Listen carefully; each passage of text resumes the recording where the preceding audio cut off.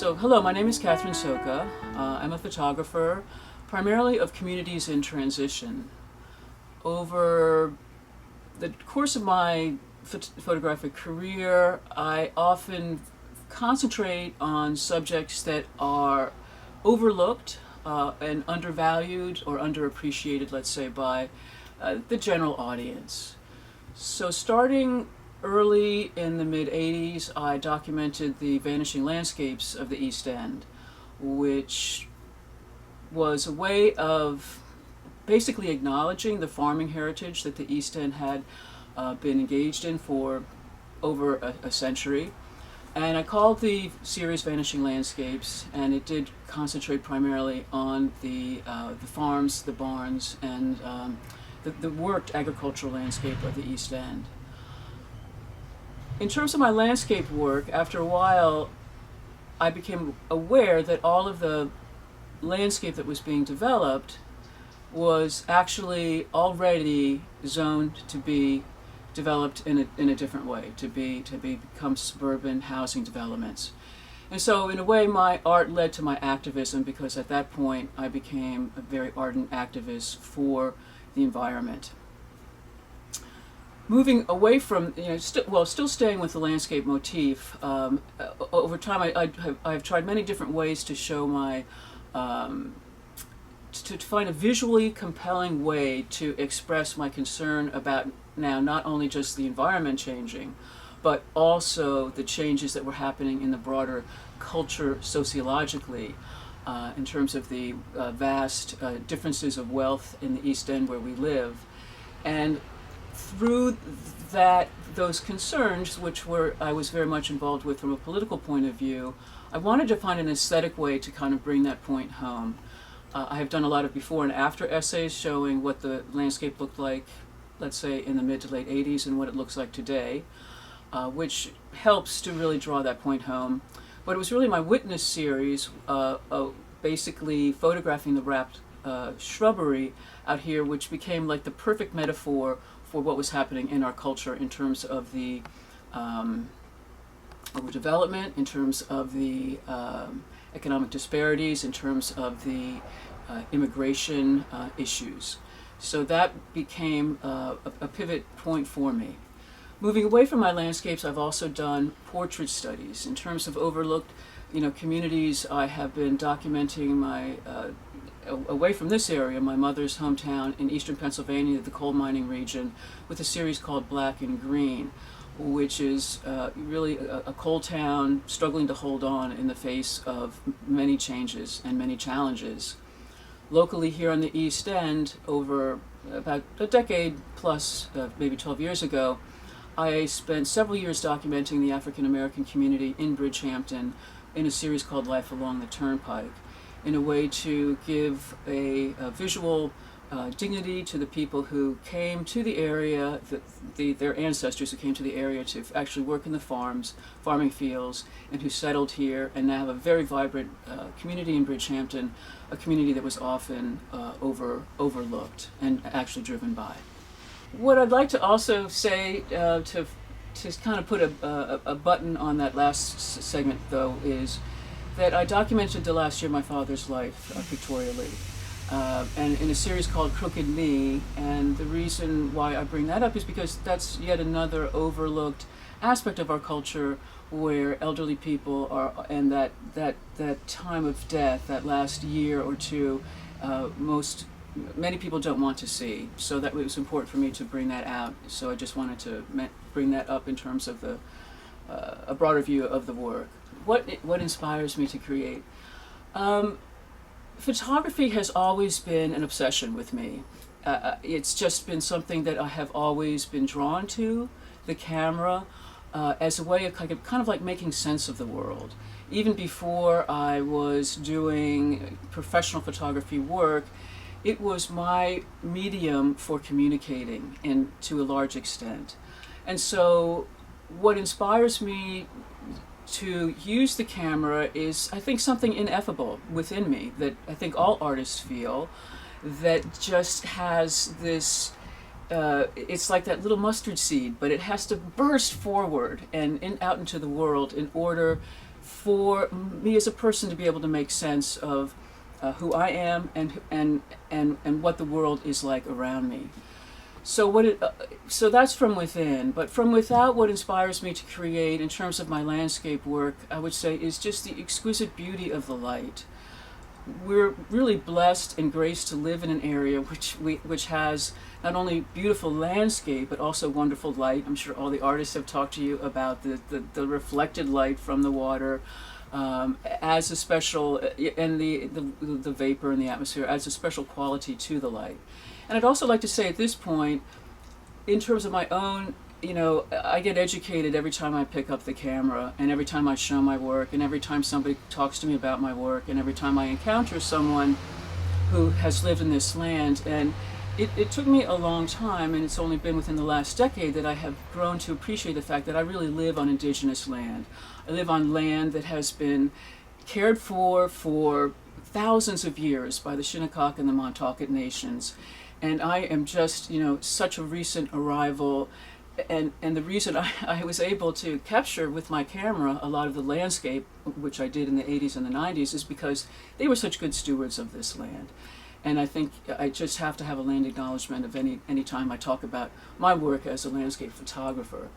So getting back to what inspires me, of course, in addition to that, in addition to the light, and when I say light, it's not just the beautiful sunlight, because we have these fantastically foggy days that are so very atmospheric and able to really show a depth of emotion and expression that is wonderful for a photographer. There's been when you think of a photographer, you think, oh well, a camera and a dark room, or Photoshop on your screen. But really, there's been a tremendous amount of changes in the technology of photography over the course of my career.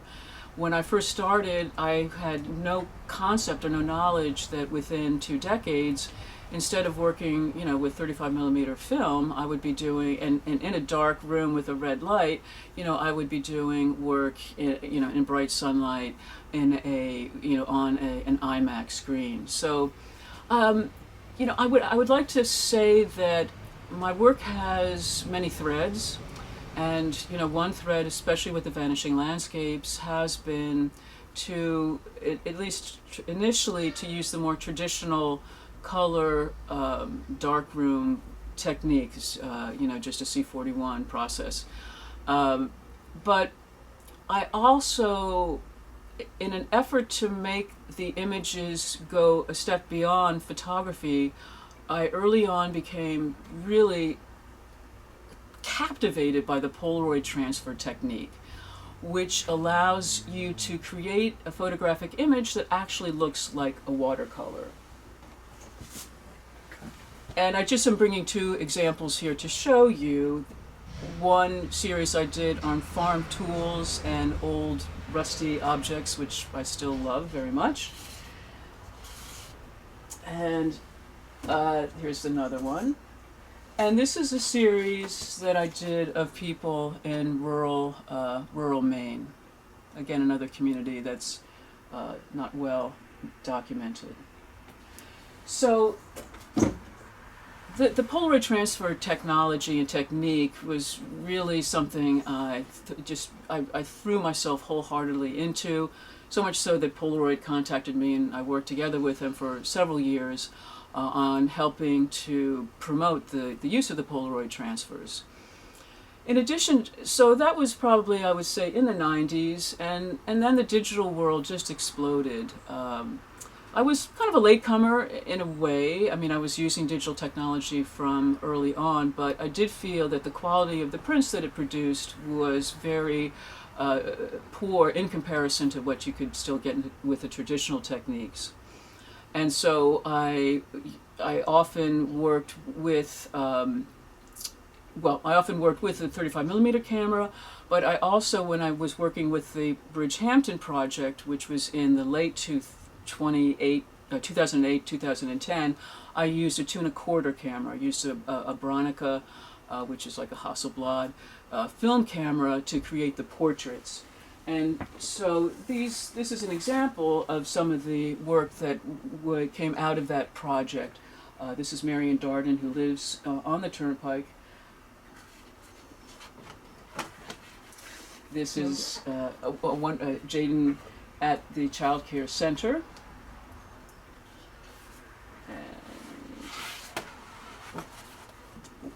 And this is Father Frank Bryant doing a home visit with deacons to someone who was not well. So I mentioned the Turnpike series in conjunction with this because that was kind of like the pivot point. At that point, I turned from doing things exclusively with film to doing a hybrid approach. So I used a 35mm digital camera to photograph in a lot of active environments. And then I used the Bronica, the 2¼ camera, to capture more thoughtful portraits of the individuals.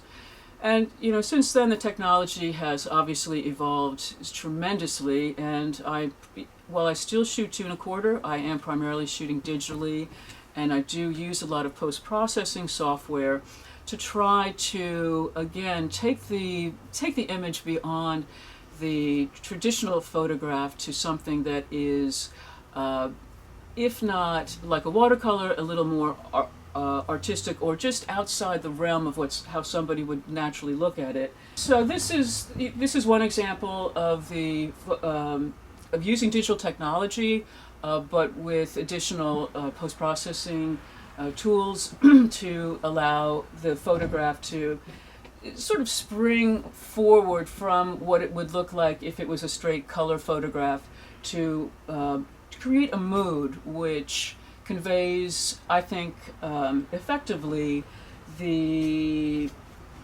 emotion of what I'm trying to present in terms of the landscape. This one, I believe, is called Refugees. And this is just one other example. Some art works better in black and white, and some works better in color, and that's just part of the overall process as I work with the art to determine which I prefer.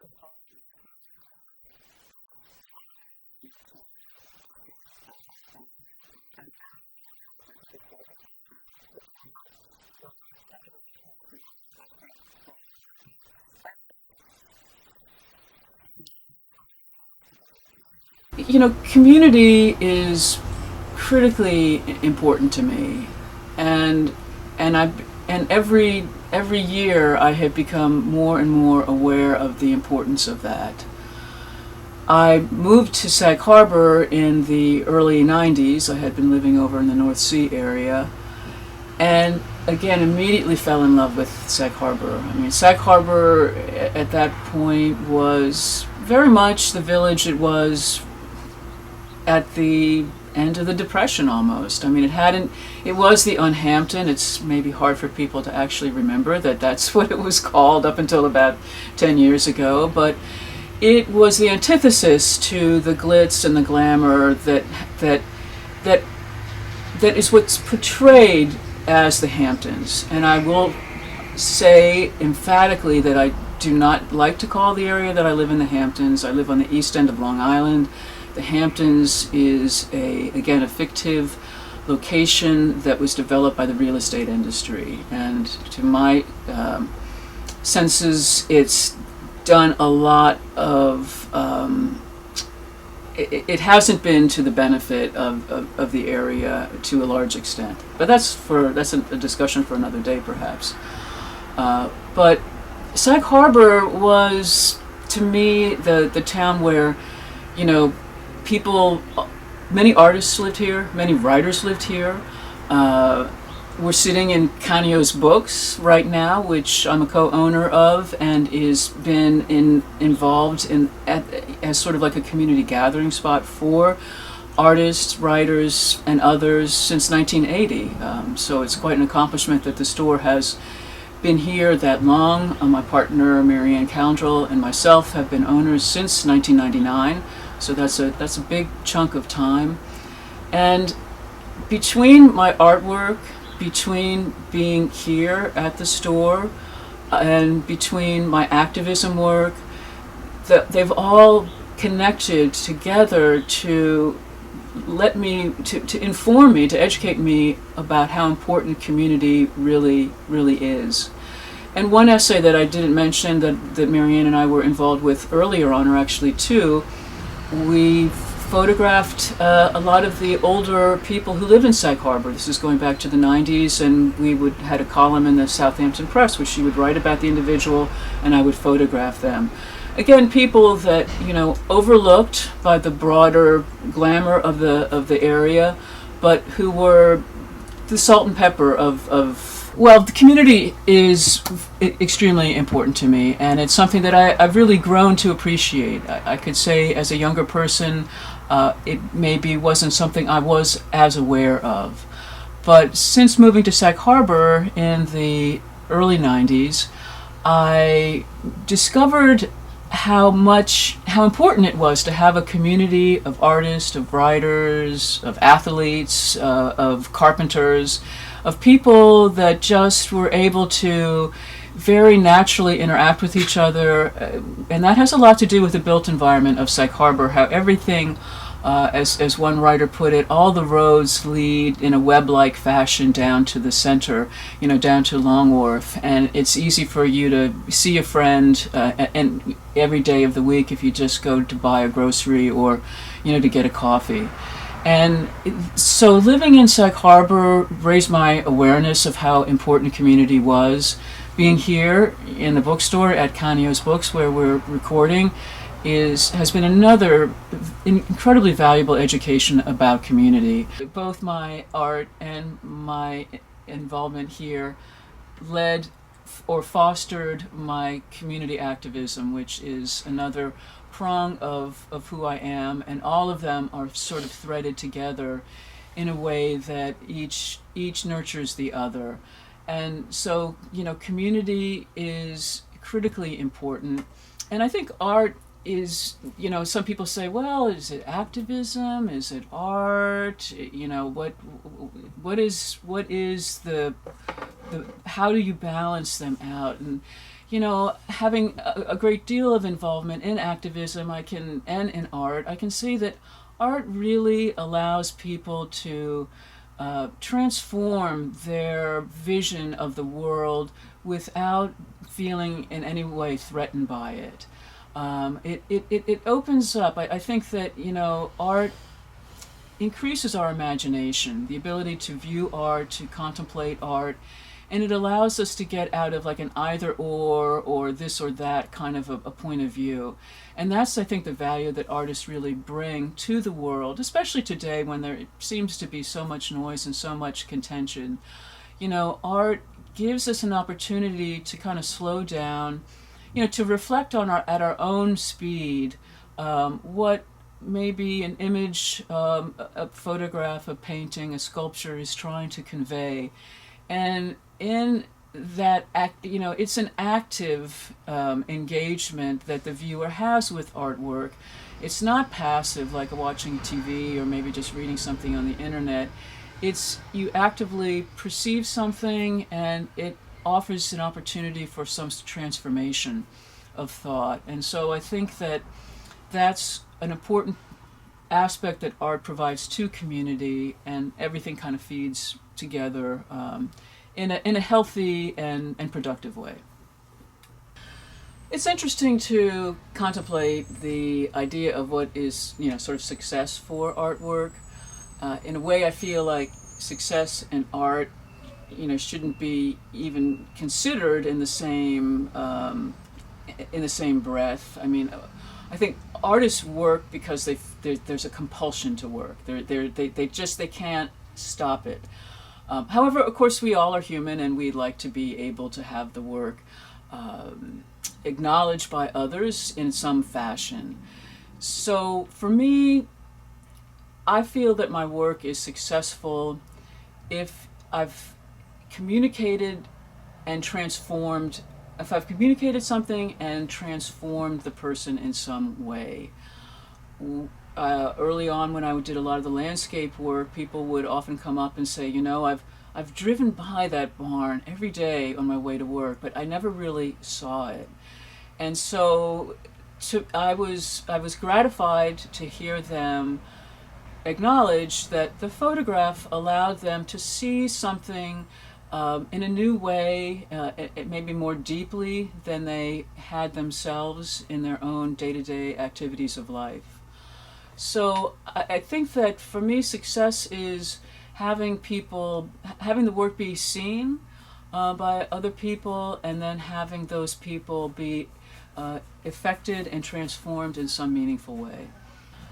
Early on in my photographic career, I started to show at the Robin Rice Gallery in New York City. And Robin was one of the first people to really look at my work and acknowledge its quality, and to show it in her gallery. So I'm very grateful for her. She has also had a very long run as a gallery owner. She's in the city. She was in Beacon and had to move out because of a flood, and now she's looking for another place. But that engagement was also instrumental to my work. I want to also just very briefly emphasize the importance of teaching photography to my own creation of photography. I learn a tremendous amount when I work with students. They all bring a wonderful and unique point of view to the way they look at the world, and I learn from them. And because I need to teach them, I have to continually educate myself about all aspects of photography, from technical aspects to aesthetic aspects, to really understanding the tradition of which my feet fall into, from photographers going back to the early days to photographers who are photographing now. And it's been wonderful, especially at this sort of very vital time of our life, to be able to bring to other photographers and other people the work of photographers who have not received much acknowledgement previously. Just like my own work tries to elevate communities that have been potentially overlooked, I have thoroughly enjoyed engaging with students to tell them about photographers who may have not had much of an opportunity to get that acknowledgement. We live in a time, in a very multicultural time. It's a wonderful moment. I feel graced and blessed to have been photographing the African American community in Bridgehampton, recognizing, from the beginning that I was, in essence, an intruder as a white person, not living there, though I was friends with many in the environment because of many different connections, one including my love of basketball, and having played for the University of Maryland, I was a big supporter of the Bridgehampton Killer Bees from the start. But I just wanted to acknowledge the fact that everyone brings their own point of view to what they photograph, and if you are an outsider, you can't necessarily bring the point of view of somebody who was within the community. However, I try to work with respect and to present the people there with the dignity that was just inherent in their everyday activity. And so I just wanted to, bring that out, because we live at a time when these conversations are important, and they're finally getting out there, and I welcome them.